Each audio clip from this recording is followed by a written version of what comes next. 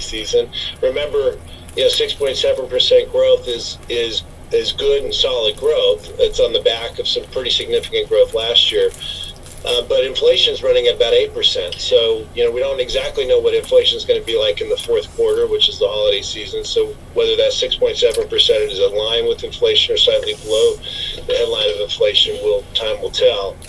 But look, the job market continues to be strong. Employment continues to be strong. And so that, I think, is contributing to a consumer that's resilient. But the concern is real. The concern around inflation is real. And certainly, there has been a drop in consumer sentiment over the course of this year as well.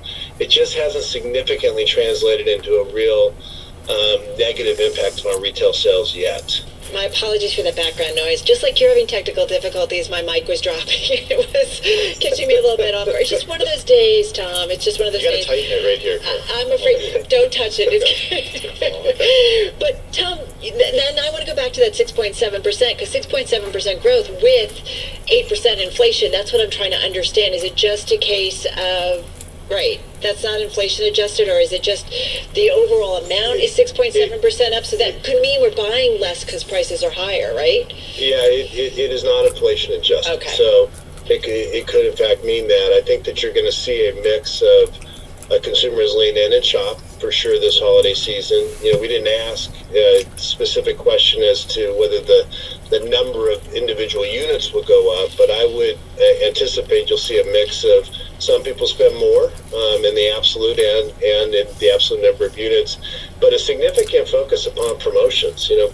People are concerned around inflation.